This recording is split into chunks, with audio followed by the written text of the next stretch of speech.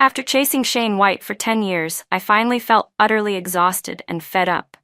I gave up on him and got together with Ethan Carter, the man who had always liked me. Ethan set off a whole city's worth of fireworks just for me.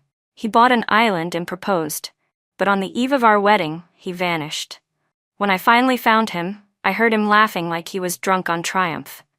"I only pursued Claire Zhu to discuss Shane White," he said. "Once I had her, she just wasn't interesting anymore, but I couldn't let it go. So why not skip the wedding and embarrass her in front of everyone? Isn't that fun?" So I beat him to it. I ran away from the wedding first and made him the laughingstock of the city. Later, I heard that the proud heir of the Carter family, who had always carried himself with dignity, turned the entire capital upside down trying to find his missing bride. A month before the wedding, Ethan disappeared. I searched everywhere and couldn't find him.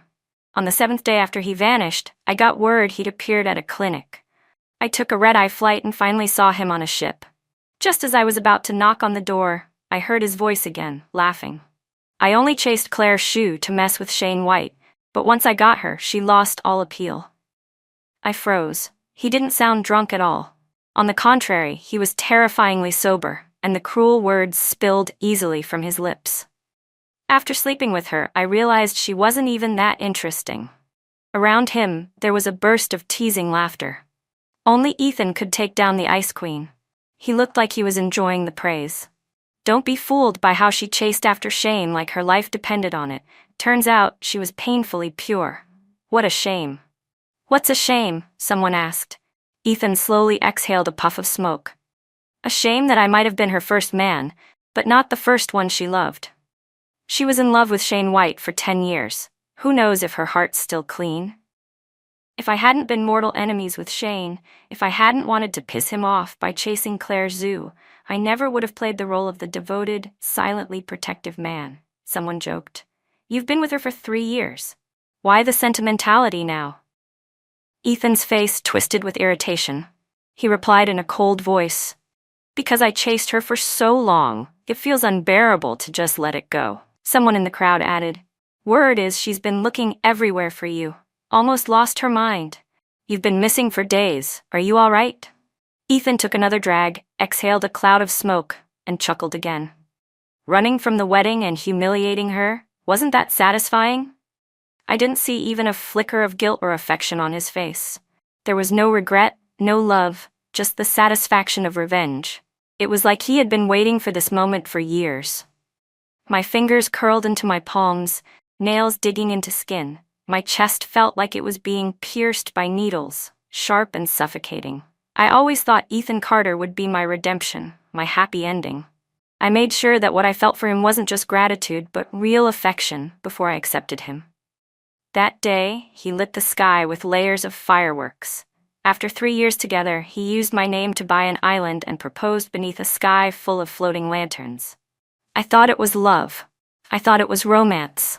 I never imagined it was all just a show to get back at Shane White. So all those years of tenderness and support, were they all just part of his act? In a daze, I remembered the past. When I was 12, I was brought back from a small southern town to live with the Sioux family. I was nervous, insecure, and shy. Back then, Shane White once stepped in to stop me from being bullied. Just that one act, and I fell hopelessly in love with him. I chased him so openly that everyone knew about it. But he hated me to his core. Eventually, I realized it was pointless and gave up. That's when I noticed Ethan Carter, the one who had always silently protected me. It was raining heavily that night. He held an umbrella over me the whole way. He said, "Claire, I don't ask you to see me. I just hope you can live freely and follow your heart from now on." How laughable. I cleared out my heart and welcomed Ethan Carter in. Step by step, I fell for his gentle affection. I started to imagine a sweet future with him. But I never expected to become the centerpiece of his slow, torturous revenge, a performance where I was the one bleeding out, one cut at a time. My nose stung, and an uncontrollable ache surged behind my eyes. A tear fell before I quickly wiped it away. Inside the room, his voice still echoed. They were all pitching ideas for him, how to get revenge on a woman. "If you really want to crush her," someone said, "then you have to do it when she's happiest. That way, watching her fall into despair is even more satisfying. Exactly. So, Mr. Carter, you should go back. You need to accompany her while she picks out her wedding dress. Help her send out invitations. Act like everything's perfect. And then, on the wedding day, leave her standing there alone, humiliated in front of everyone. I bet Claire Shue would completely lose her mind. Their laughter was disgusting. I held back the urge to vomit, waiting for Ethan Carter's response. I wanted so desperately to hear him say, "Come on, stop joking. I love Claire Shue, or at the very least, this is too cruel to do to a girl." But after a moment of silence, I heard Ethan say, "Yeah, that's actually a good idea. Let's go with it."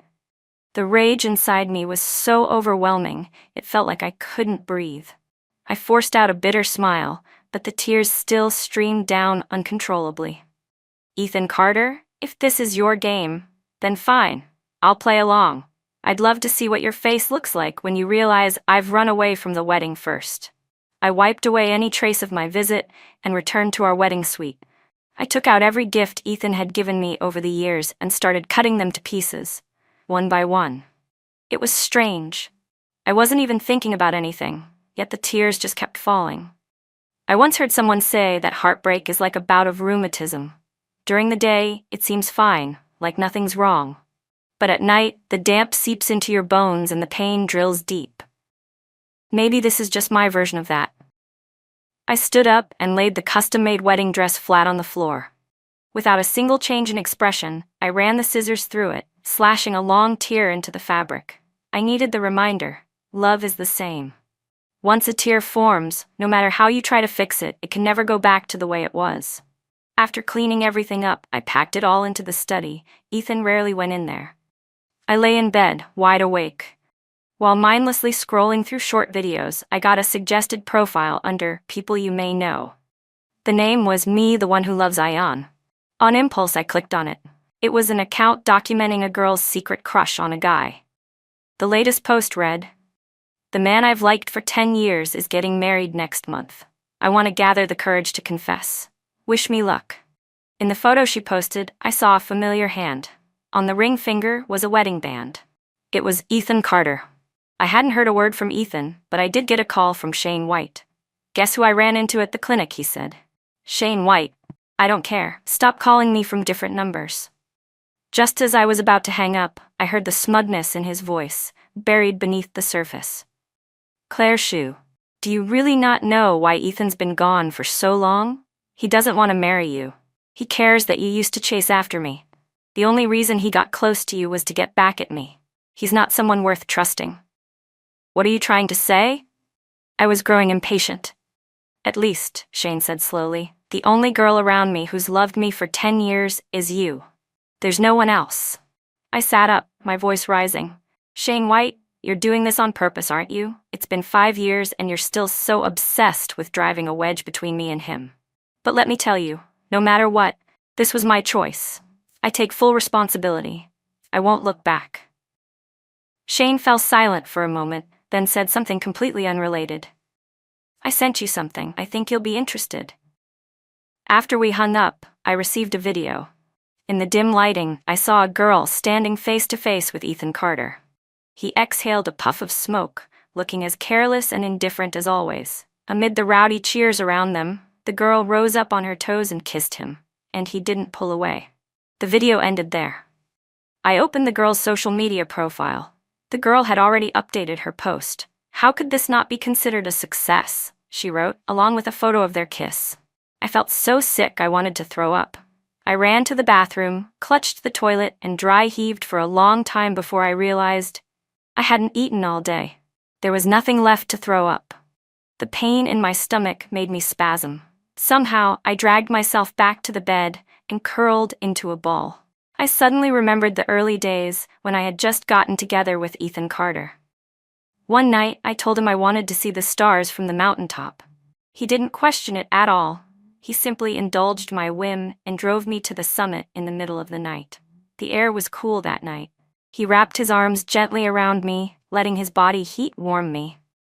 He leaned down and with a soft voice asked, "The moonlight is so beautiful. Claire Shue, can I kiss you?" But those days are long gone. Sometime past midnight, I drifted into a shallow sleep. Then I heard noise coming from the living room. A cold sweat broke out over my body. I didn't have the strength to get up. The next moment, the bedroom lights snapped on. The brightness stung my eyes. I heard Ethan's voice filled with panic. "Claire, what happened?" At 7 a.m., I woke up in a hospital bed. Ethan was sitting beside me, holding my hand, looking utterly worn out. It seemed like he had stayed with me all night. When he saw me stir, he stood up to pour me some water. "I leave for a few days, and this is what you do to yourself?" he scolded. "Your stomach's always been weak. Are you trying to die?" How ridiculous. I had spent the entire past week searching for him. I couldn't eat, couldn't sleep. I lost 11 pounds. I kept imagining maybe Ethan had offended someone in business and been kidnapped. I was anxious and terrified, crying myself to sleep every night, soaking my pillow with worry. But him? He'd been out having fun somewhere, carefree, kissing some other girl like nothing was wrong. Ethan smiled slightly as he pinched my cheek. "I knew you'd punish me," he said. "All right, come on. Eat something. Your husband made porridge just for you." It was like nothing had happened. He hadn't slept all night, yet he acted calm, casual, feeding me one spoonful at a time, like the perfect husband. There were a few times I wanted to ask, "Ethan Carter, aren't you tired of this act? Or just say it straight. Ethan, I heard everything you said to your friends. If you don't want to get married, we can cancel it. We haven't registered yet anyway." But I swallowed the words each time. What I really wanted to understand was, how could someone who claimed to love me for so many years do this to me? Just because I once liked someone else, did that mean I didn't deserve love at all? "Sweetheart, why are you crying?" he asked, putting the bowl down and fumbling to wipe my tears. "I'm sorry, okay? I was wrong, baby. Your husband was wrong." I lowered my gaze and slowly closed my eyes, only to fall into Ethan Carter's arms. He gently rubbed my back and started explaining, "Baby, I'm sorry for making you worry. I was just overwhelmed. I couldn't believe I was really going to marry you. It felt like a dream, and I wanted to snap myself out of it. I should have told you. Please forgive me, okay?" "Lies," he continued. "There are only 20 days left until our wedding. I'll stay home with you until then and make you the most beautiful bride in the world, okay? But Ethan Carter, there is no us anymore." He wiped the tears from my cheeks with his thumb.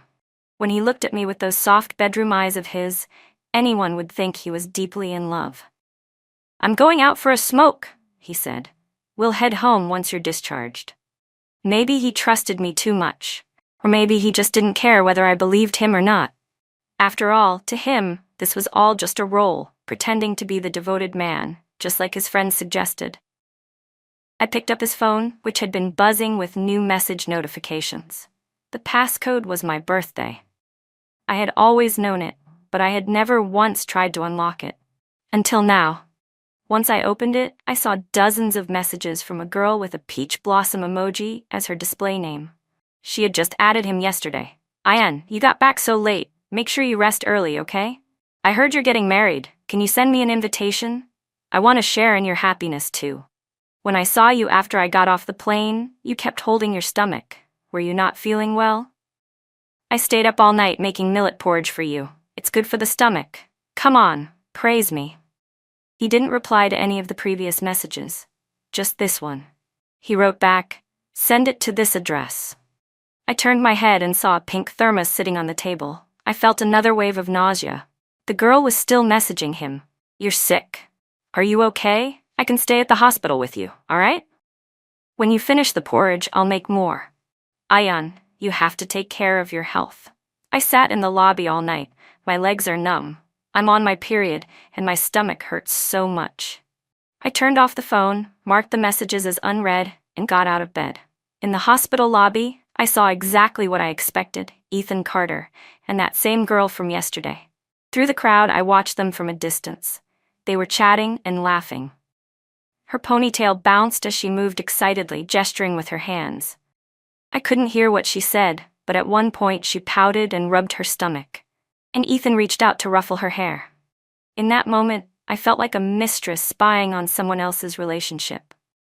From last night's kiss to today's head rub, it was clear Ethan Carter liked her. And really, why wouldn't he?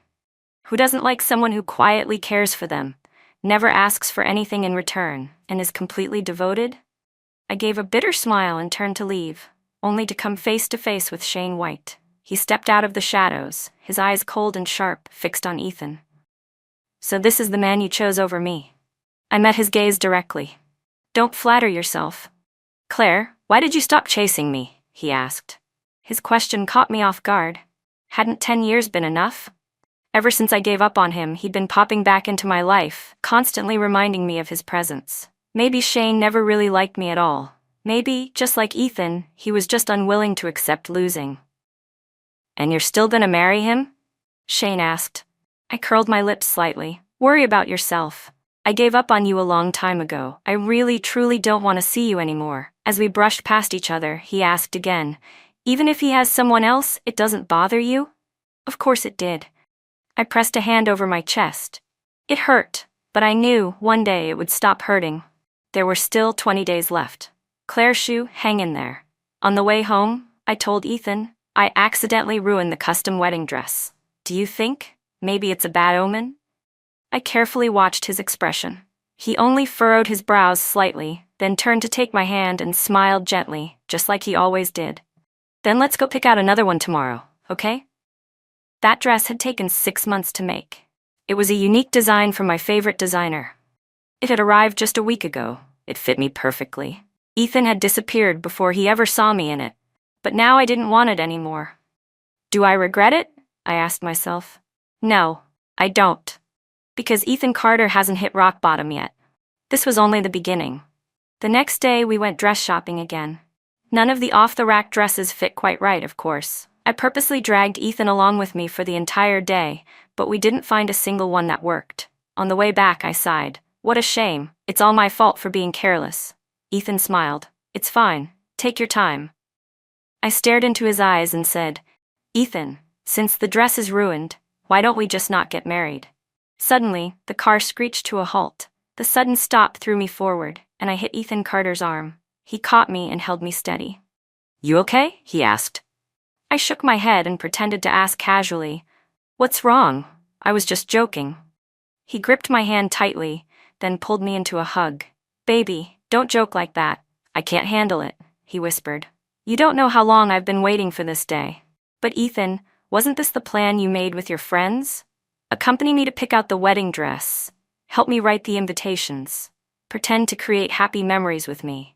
And then, at the perfect moment, stab me in the back. All I'm doing is helping you set the stage. So what are you afraid of? That night, right after we got home, before we even took off our shoes, Ethan pulled me into his arms, pressing me against the entryway cabinet. His body was burning hot, urgency radiating off him as he leaned in, desperate to release his emotions. I turned away, gently pushing him back. Ethan, I don't feel well. I don't want to. The moment the words left my mouth, his movements froze. His body tensed like he was searching my face for something. After a long pause, he let out a sigh and wrapped his arms around me again, his hand resting gently over my stomach. Does it still hurt? I didn't nod, but I didn't shake my head either. He kissed my hair. Sit down for a bit. I'll take a shower and then cook something for you. His phone kept lighting up beside us. I unlocked it and saw more messages from that same girl. Ayan, I still haven't received my invitation. So unfair. Oh, right. Auntie Jo told me to come to your office tomorrow. I passed the resume screening. I'm amazing, aren't I? I hope everything goes smoothly. That way I can see you every day. And bring you lunch too, made by me, of course. I quietly set the phone down, opened my wedding planning journal, and wrote, 19 days until the wedding. Went to pick out a dress with Ayan today. Such a shame, none of them fit. Probably because I've lost too much weight lately from all the stress. But it's okay. Just thinking about becoming his bride makes me so happy. He must feel the same way, right? I scrolled back to earlier entries. Day 30. Ayan went missing. I couldn't find him. I rewatched the wedding venue walkthrough over and over again on my tablet. Cried all night. My eyes were swollen. Day 20. Ayan came back. I'm so pathetic. Was it me? Did I push him too hard and scare him off? Is it my fault? I shouldn't be like this. I just love him too much. These would become the most soul-crushing gifts I could ever give him someday. The dress was ultimately chosen by Ethan. he said, let's just go with this one for now.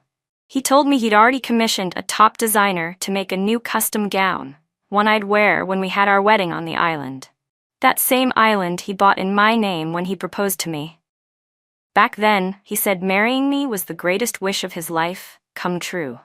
Now he's the one trying to escape the wedding and leave me in ruins. Ethan Carter, tell me, is it really this hard to get someone's sincere heart in this world? I checked that girl's profile again. She'd posted a new update. Work went well. Ion agreed to keep me close, one step closer to my dream guy, heh. She'd posted a photo too, a candid of Ethan in a meeting, taken from the side. I saved all the screenshots. Then I wrote in my journal, 17 days until the wedding. The moon on the sea is like the moon in the sky. The one before me is the one in my heart. But few people know the next line of that poem. Matters of the heart are always difficult, and those we care for, just characters in a scripted play. Nothing but illusions, like flowers in a mirror or the moon reflected in water. Still, I insist on weaving him the dream of a perfect love, so I can watch him fall from it, hard. This past week, I had Ethan do everything with me. Wedding details? I didn't participate in any of it. I had him coordinate directly with the planning team. I made sure he learned every step, every detail, even the smallest flower arrangement. He had to know where it came from. I made him memorize the schedule down to the minute. He had to know the plan even better than I did. He wrapped his arms around me and teased, "Babe, marrying you is a full-time job." I laughed. Ethan Carter, with a project this big, with all the effort you've put in, you're not gonna back out of the wedding last minute, are you? He went quiet for a second, didn't say a word for a while, then pulled me into a tight hug. Babe, how could I ever run from our wedding? I love you like crazy. But the same he was also texting in his group chat. Planning a wedding is such a pain. Makes it even more satisfying to ditch it last minute, right? Leave a total mess behind and humiliate everyone close to her. That was the kind of revenge Ethan Carter wanted. I didn't say anything. I just took his hand and had him help me write out some more invitations. They'd all already been sent, but I suggested we send a second round to our closest friends, just to make it feel more personal. He wrote each one by hand. I sealed and stamped them. I asked him to write, "With the sunrise comes hope, with the sunset comes longing. Everything the heart desires is fulfilled." Then I smiled and said, "That's the life I want." He didn't reply. Because I saw him typing a message to that girl, "I'll bring your invitation tomorrow." She responded with a cheerful emoji. I wrote in my wedding journal again, 8 days until the wedding. Will this story have a happy ending? Of course not. 6 days before the wedding, the girl posted another update. I want to give him my first time. That way, I'll have no regrets. The photo was of a hotel key card. At that moment, Ethan was in the kitchen cooking. I heard his phone buzz. He picked up the call and his expression shifted. He glanced at me out of the corner of his eye. I was sitting calmly in the living room, smiling at him. He turned off the stove and walked out to the balcony. When he came back in, I noticed he had already left his group chat. "There's an issue at the office," he said. "Dinner's done. You eat first, I'll be back soon." I smiled and asked, "You're in such a hurry. You're not going on a date, are you?" Ethan's eyes flickered for a second before he quickly pinched my cheek and said, "What are you talking about? It's really something urgent." Another lie. I grabbed the sleeve of his jacket. "I'm not feeling great today. Can you stay?" "Where do you feel unwell?" Ethan asked, touching my face. I pointed to my chest. "Right here." He smirked and kissed my forehead. "You little liar. Stop messing around. I'll be back before you know it. Get some rest tonight." He was still going. I hadn't let him touch me in days. He must have been getting impatient. After he left, I quietly followed him. He was usually so cautious, but tonight he must have been in such a rush he didn't even notice me tailing him. He parked carelessly, didn't lock his car. I waited outside and waited until midnight. Ethan never came out. When he finally returned home, I pretended to be asleep. I heard the shower running in the bathroom, water splashing noisily. My chest felt tight, heavy with frustration. After a while, the bed dipped beside me. He slid in and pulled me into his arms. I pushed against him. "Don't. I just want to hold you," he murmured, kissing my hair like nothing had happened. but all I could think about was the scent of another woman's perfume still clinging to his body. It made me want to vomit. I gripped the bedsheet tightly, trying to hide my emotions, but I couldn't stop myself. I bit down on his shoulder, hard. I was overwhelmed. I needed to release something. If I didn't, I was afraid I'd lose my mind. Ethan hissed in pain. "Babe, what's wrong with you?" It wasn't until I tasted blood in my mouth that I finally let go. He sat up, looking at me, pale-faced and full of concern. "What's going on with you?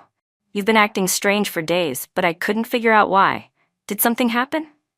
Talk to me. Tell your husband, okay?" Looking at that face, so familiar, so deceptive, I took a deep breath. "It's nothing," I said. "I'm just feeling a little stressed before the wedding.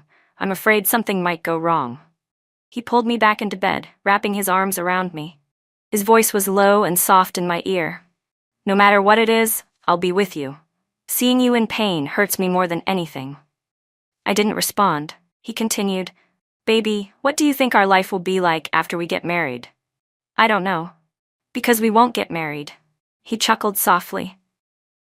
"I used to dream of a future with you, and, now that I have it, you think I wouldn't treasure it? I imagine you in an apron, making breakfast in the kitchen, with morning light shining across your face. You'd look so beautiful. I want us to have 2 kids, one who looks like you, one like me, a symbol of our love. They'd be so cute. I want to see you in every ordinary moment, every day. You asked me if I'd run away from the wedding. How could I ever? I want to be with you for the rest of my life. After all, I'm the one who chased you." Ethan Carter, stop acting like even you believe your own performance. 3 days before the wedding, I never expected the girl, Tara Rui, to come find me. When I saw her, I finally remembered who she was. She was the girl Ethan's family once sponsored, a determined girl who left a small village and got into college in the big city. She'd secretly fallen for him too. She was just a young girl at the time, meeting a handsome, wealthy, untouchable man. A man who had saved her from despair. Who wouldn't fall for that?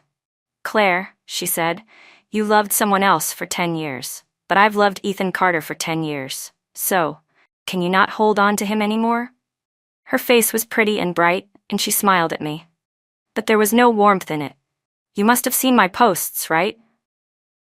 So she knew I'd looked through her social media, and she smiled even wider. "You should know," she said.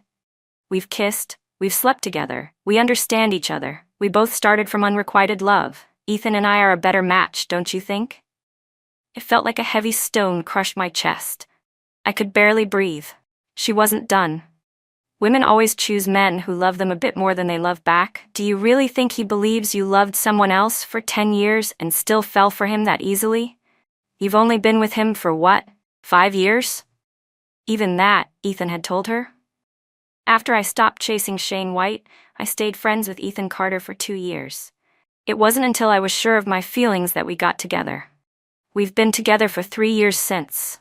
I lowered my eyes and smiled faintly.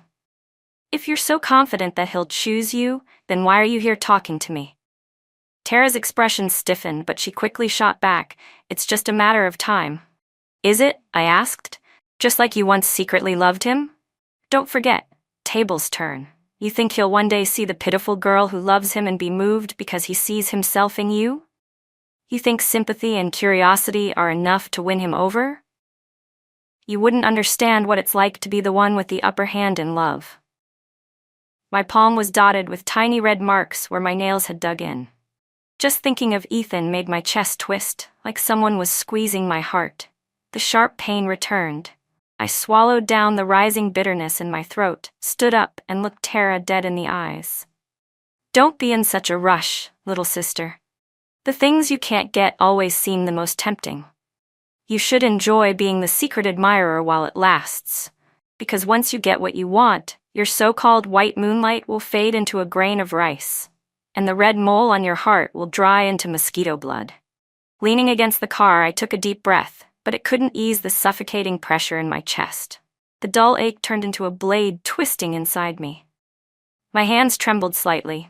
I held a palm to my chest and forced down the sting in my eyes.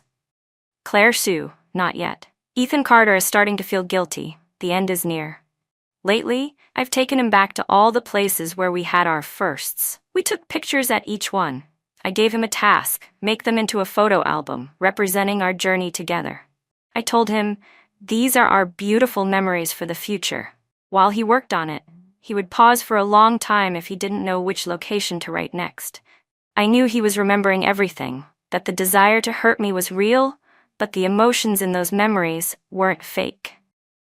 And I was going to use the guilt growing inside him, turning it into a blade aimed right back at his heart.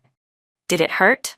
I was hurting more than he was, because during all that time, my love had no other motives. It was pure. But that didn't mean I lost, because I had loved bravely, and I could also let go with dignity. I just chose the wrong person, that's all. When I snapped out of my thoughts, a bottle of water had appeared in front of me. I looked up. Shane White stood in the sunlight. I saw everything, he said. Even so, are you still going to go through with this wedding? I didn't take the bottle. Do you regret it? He asked. Everyone you've ever loved becomes part of your story, I said quietly. No, I don't regret it. Have you ever considered me? His voice was careful, almost tentative. I almost laughed out loud. Were all men like this? When you offer them your heart on a silver platter, they act like it's not enough. But the moment you take back that love, they scramble to tell you how much they care. Shane White, I've told you 1,000 times, I don't feel anything for you anymore. Even if Ethan Carter and I break up in the end, I still won't choose you. Why? He asked. We're in the same circle, we're a good match on every level. And we've known each other for so many years, we know each other inside and out. I gave a cold laugh. So you're saying that Claire Sue has to choose between you and Ethan Carter? That I can't live without either of you? No, that's not what He reached out to grab me, but I stepped away. Then a voice rang out from behind us, familiar and sharp. What are you two doing? I turned. Ethan stood against the light, his face shadowed, his eyes unreadable, but filled with a chilling intensity. His entire presence radiated pressure, silent, but impossible to ignore.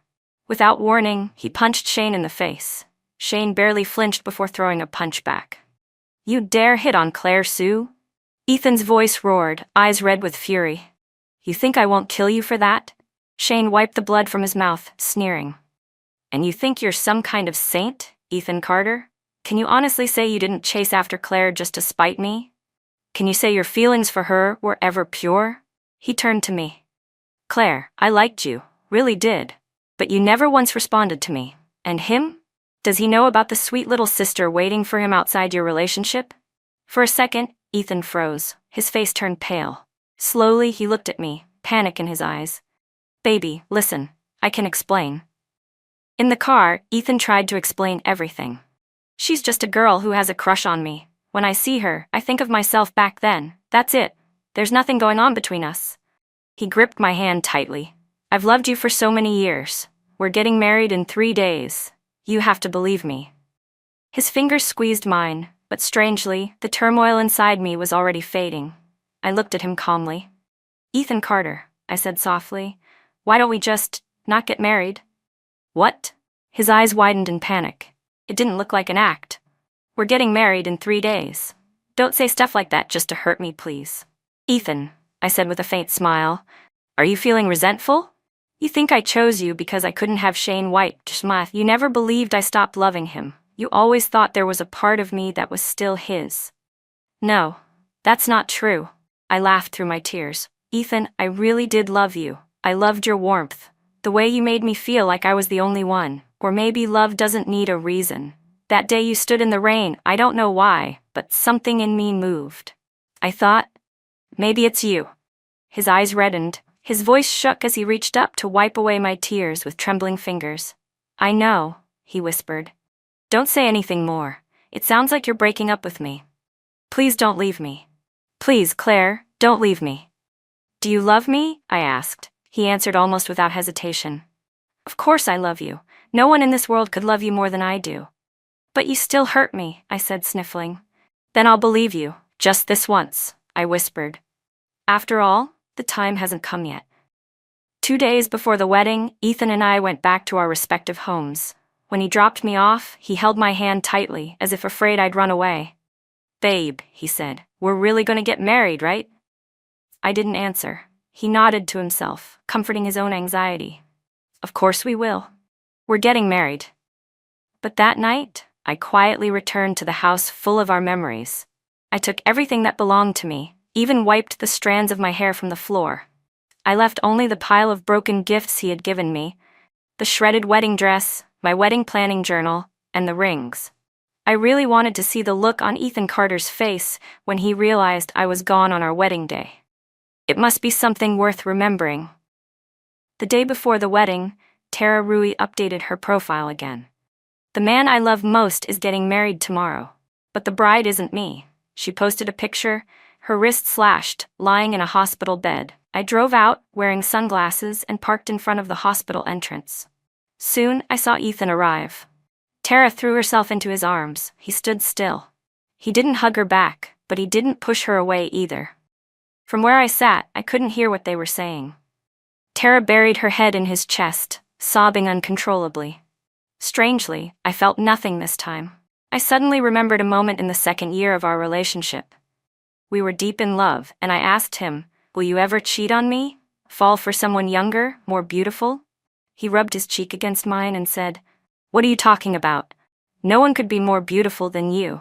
And besides, if even I could cheat, then there really wouldn't be a single good man left in the world. I met you at 12. We got together at 25. You've been half of my life. How could I ever love someone else?" All lies. A message came through on my phone from my senior from grad school. "My supervisor here is a big name. You'll love it. God, I've been waiting for you to come. I thought you weren't serious about applying for the PhD. Finally, you came to your senses. I'm dying of excitement. When will you get here? I'll set off fireworks at the airport to welcome you."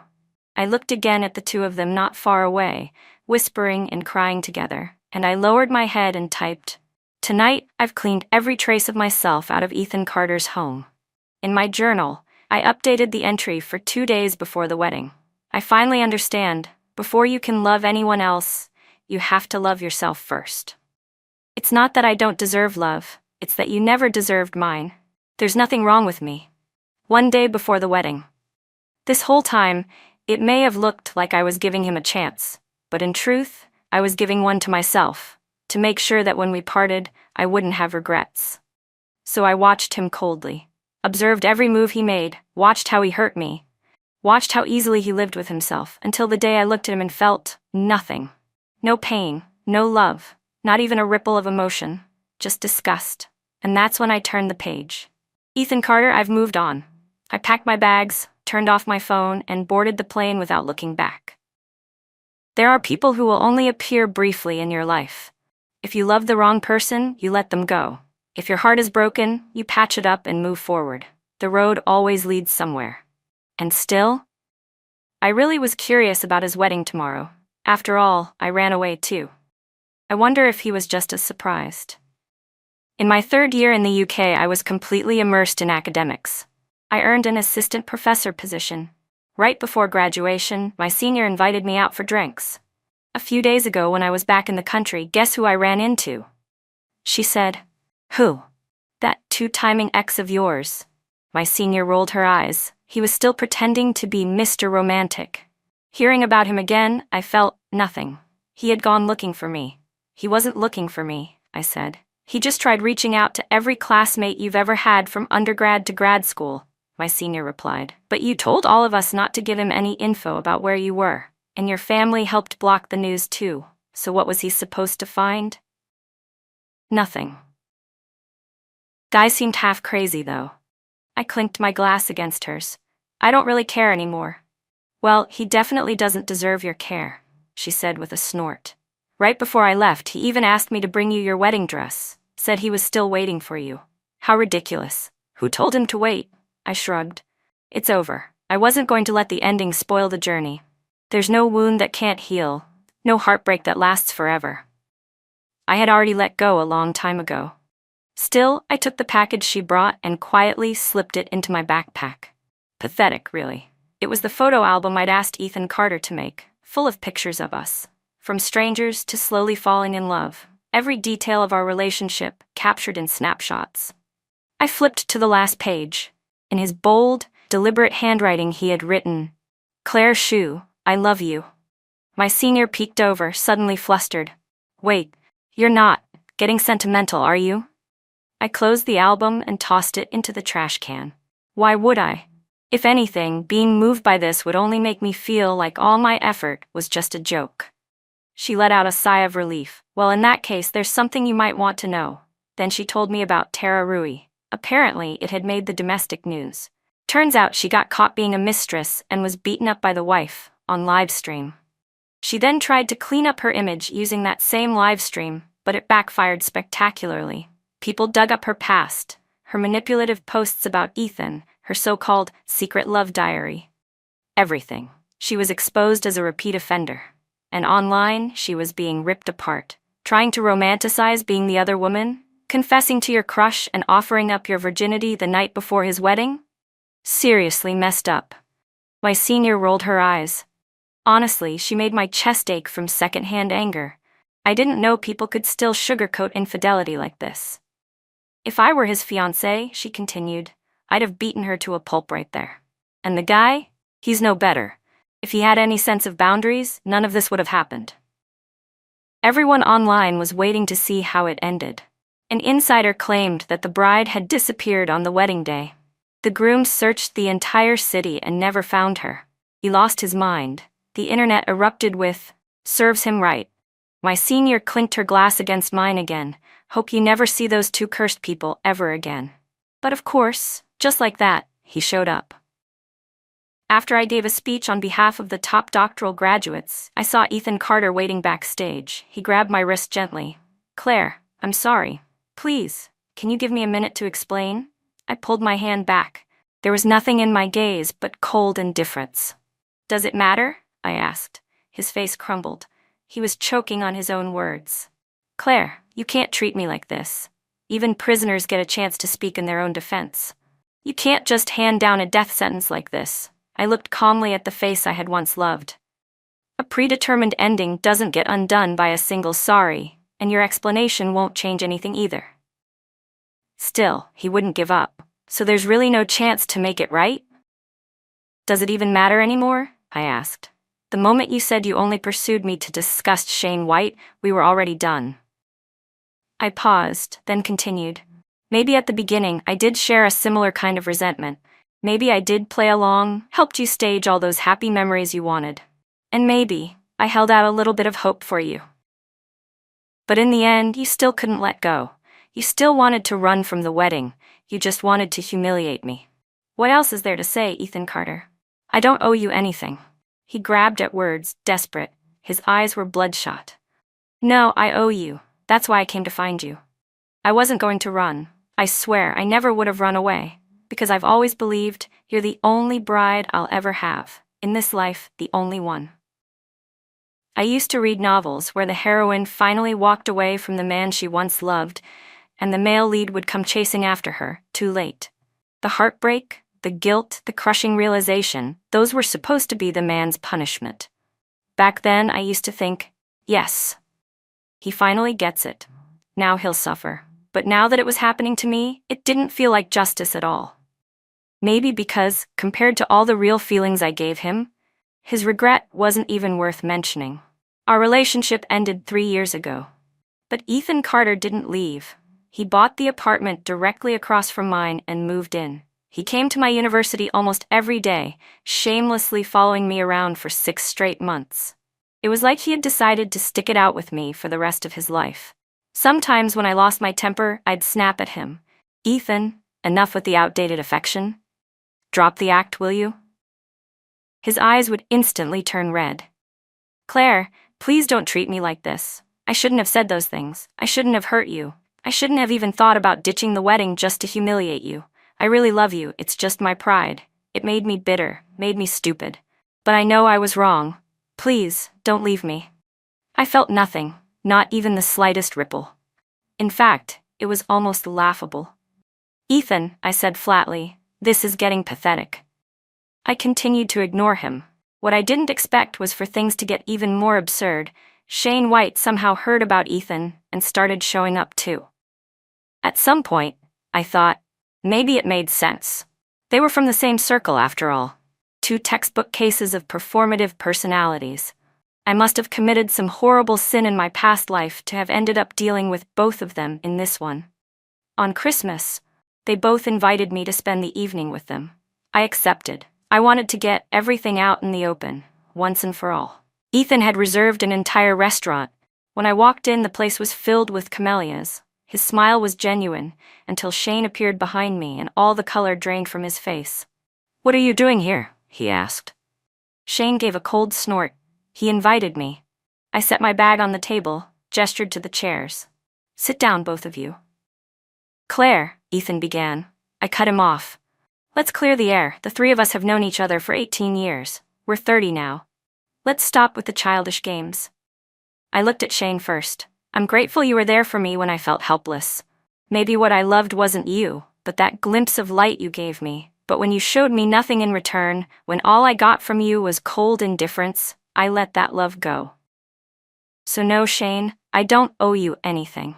And let me be clear what you're obsessed with now. It's not me. It's just the fact that the quiet, timid girl who used to orbit around you has grown up. She doesn't need protection anymore. She doesn't revolve around you anymore. And that's what bothers you. You can't handle it. I'm not some toy you two can toss back and forth to prove a point. So Shane, leave. It's better for both of us."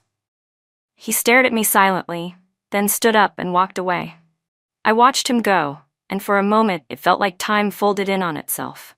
I saw the 12-year-old me, hiding in the bathroom, hurt and insecure. But this time he didn't save me. I saved myself. It had taken a long time, but it wasn't too late, was it? "Claire, I know you loved me once. You really truly loved me," Ethan said softly. He must have sensed what I was about to say. His face tightened in pain. My feelings for Ethan were more complicated. As for Tara Rui, he quickly explained, "I never loved her. I never touched her, I swear." I nodded. "Yeah, you just wanted to project your bitterness, your unresolved anger at me. Especially the closer we got to the wedding, the more overwhelmed you felt. I won't lie. In those 5 years with you, I was happy. I was hurt, I was confused, but I also felt joy. That's love. That was my real experience. I used to think we'd spend our lives together. But life's funny like that. Sometimes the next moment is completely unpredictable. I heard what you said that night, about using me to hurt Shane. Well, guess what? I played along. I used the story you built to get back at you." "Stop, Claire, please." Ethan choked. 18 years, he said, his voice breaking. "You want me to just give up after 18 years? How can I?" Tears slid down his face. "What do I have to do for you to forgive me?" "Please," he begged. "Just tell me." I let out a long sigh. "The three of us, we've been tangled up for too long. Nothing good can come of it. And besides," I added, "we're like that wedding dress. Once torn, it can't be fixed. A new one won't fit the same. That's what we are, Ethan. That's our ending." I stood up. "So don't come looking for me again. I can't carry the weight of your love anymore. I won't look back." He clutched his head in anguish. "The future is so long. Doesn't that give me even one more chance?" I looked at him and smiled. "Ethan, did you ever receive that painting I commissioned for you when I was 23, from your favorite artist?" He froze for a second, then the tears finally fell. "So, we really have nothing left between us?" he asked. I didn't answer. Turning to leave was my answer. What's missed is missed. Sometimes I'd feel a twinge of regret, but never remorse. As I closed the door behind me, I saw Ethan still standing there, motionless. But I knew it was over. Bookmobak. Everything finds its destination. The storms pass and reunions come when they're meant to. Memories will settle. All will fall into place. And may I live with joy through the vast tides of life. Because somewhere out there in the world, there will be 1 or 2 mountain peaks just for me, ready to hold 10,000 dreams I've yet to dream. One day before the wedding, Ethan's POV, I didn't know why, but I felt incredibly unsettled. My phone kept buzzing with messages from the group chat. "Ethan, are you still getting married tomorrow or not? Give us a clear answer." "Yeah, we're all showing up to watch the show. Make sure we get some footage of Claire. Bet it'll be amazing." I kept checking and locking my phone. Claire hadn't messaged me once. I was getting frustrated and finally wrote in the group chat, "Is it normal for the bride to not talk to the groom the day before the wedding? Bro, none of us have been married. How would we know? But usually they're too excited to sleep. Call her. Do a cute video chat, maybe? Or maybe she's just shy? Ethan, by the way you're asking, do you even want to get married tomorrow? Do I? The question jolted me, but then all the memories of the past weeks with Claire started flashing through my mind. My heart skipped a beat. Yes, I wanted to marry her. I wasn't playing around. I was serious. After all these years, I had given her my heart too. I wanted to see her curled up in oversized pajamas, barefoot on the carpet, watching movies. I wanted to hear her pout and say, "I can't cook. Ethan, help me." I wanted her to shrink into my arms, blush scarlet, and call me a pervert when I whispered sweet nothings. That was the Claire Zoo I loved. Vivid, adorable, unforgettable. I wanted to live forever with her in the home we built together. I picked up my phone and called her, but it went straight to voicemail. Something didn't feel right. I asked the group chat again. They said maybe she was just exhausted and had gone to bed early. It was, after all, a huge day tomorrow. Maybe they were right. I typed, "I'm getting married tomorrow. None of you better ditch me. No runaway bride crap. Come on, Ethan, don't jinx it." Like that would actually happen. A real runaway bride? That'd be the ultimate embarrassment. I turned off my phone. I imagined how Claire would look in her wedding dress. She'd be stunning. Though it was a shame her custom gown had been ruined, it didn't matter. She'd be the most beautiful bride in anything.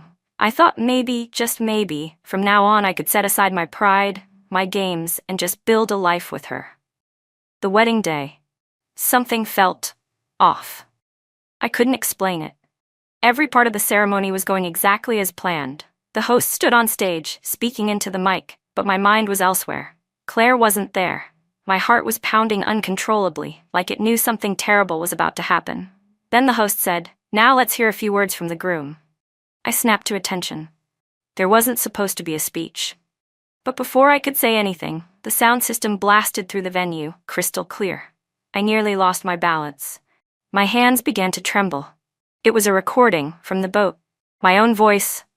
I only chased Claire Zoo to spite Shane White.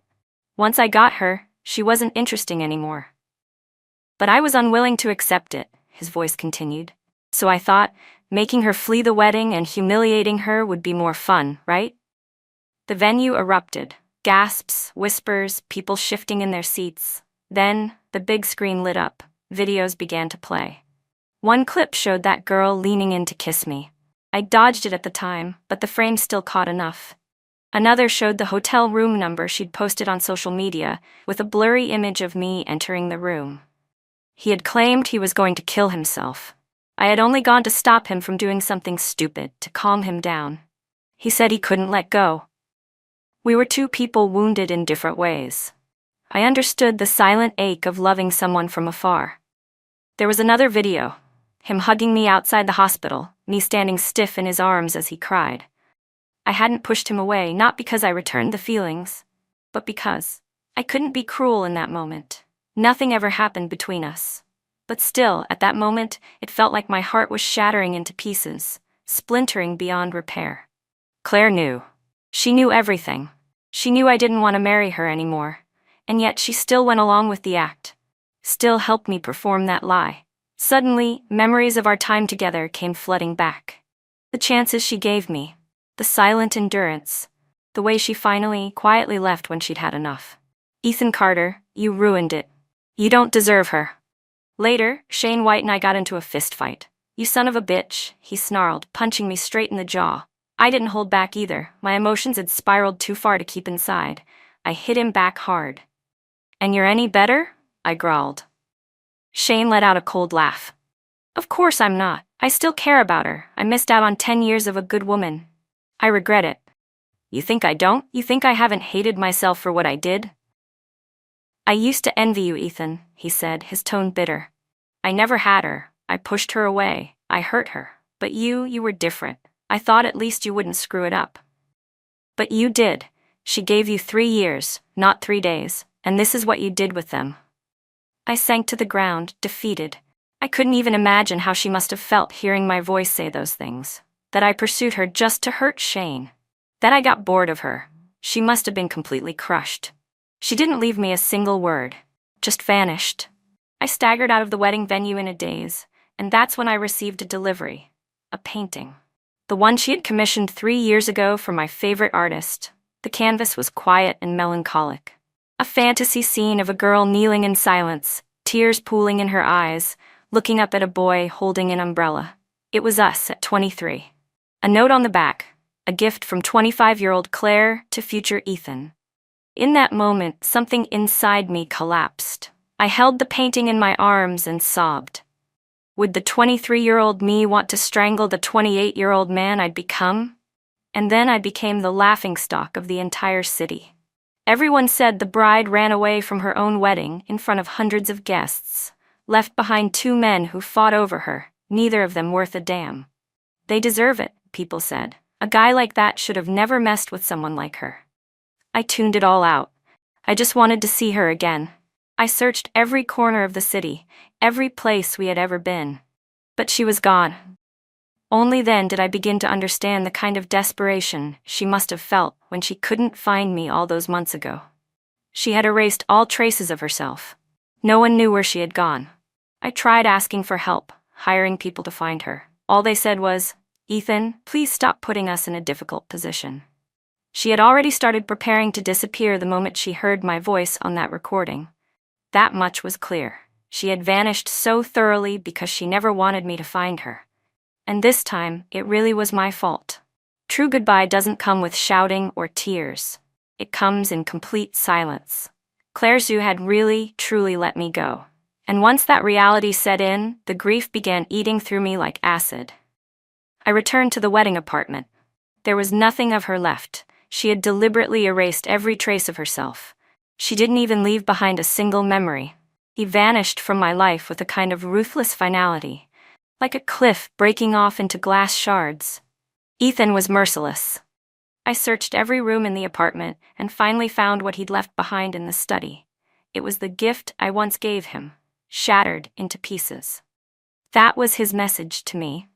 His way of cutting ties completely, of telling me how much he loathed what I had once offered him with sincerity.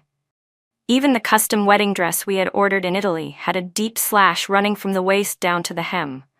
I still remembered 6 months ago when we first ordered it.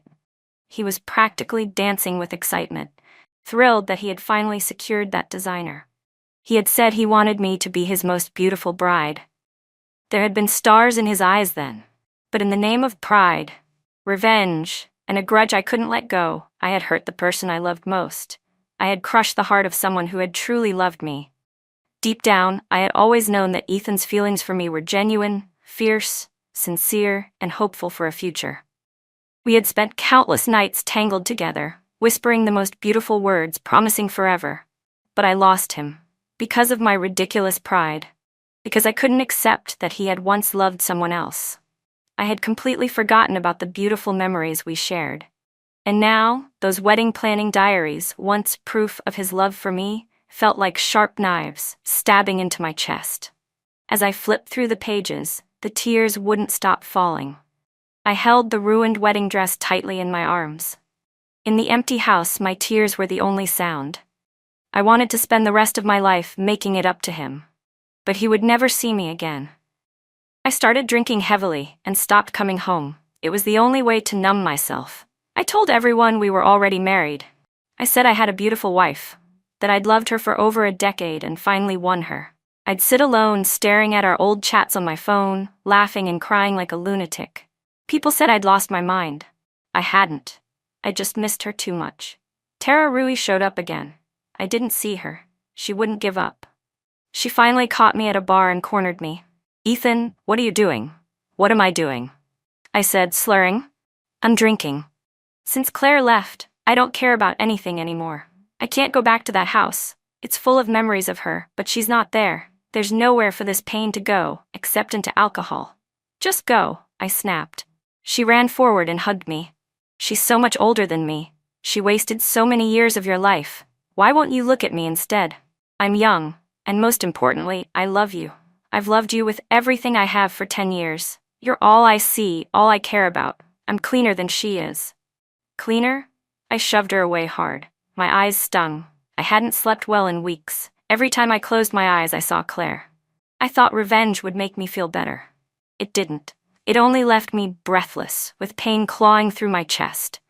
I'd known her since I was 12. I was 28 now, 16 years, and I still managed to lose her. I regretted everything. I broke down, covering my face, sobbing uncontrollably. Tara tried to approach again.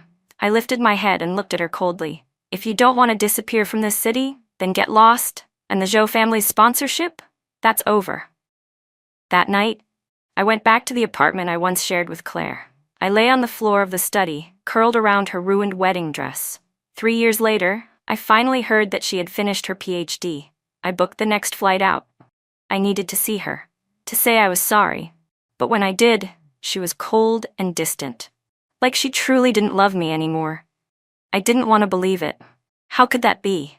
We had loved each other for years. How could love just disappear like that? So I stayed, tried to win her back, just like I had in the beginning. Good women fear persistent men, right? If I just humbled myself, if I stayed close, surely she would see me. She was always soft-hearted, but she really didn't want to see me anymore. Later, Shane White came too. I had long let go of any grudge against him. Time had a way of putting things in perspective. Looking back, the jealousy I once had felt, absurd. Claire asked to meet with us. She said she wanted to put everything on the table. 18 years of entanglement.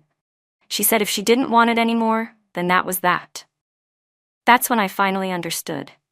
Both Shane and I had lost, even though I had been the first to fall for her. Even though I was the one who ended up with her. I had still lost. Completely. Another year passed, then another. I flew to the UK often, countless times a year, just hoping to catch a glimpse of her. When I was 35, I finally saw her. She was sitting on a bench in the sun, holding a little girl in a pink dress. Her smile beamed through the sunlight. The child looked just like her. From a short distance, a tall, handsome Chinese man walked over and handed her an ice cream cone. She smiled up at him, still so beautiful, but she didn't belong to me anymore. Not now. Not ever again. I turned around and saw Shane standing behind me. He was watching them too. After a long moment, as the small family disappeared down the street, Shane finally said, "Claire never should have met either of us." Then he looked at me and added, "Ethan, when you used to envy me, did you ever imagine there'd come a day when I'd envy you too?" But in the end, neither of us had held on to her hand. I let out a soft sigh. Shane, we were both assholes. And assholes don't deserve love. All I can hope for now is that she lives a safe, joyful life. Even if that life no longer includes us.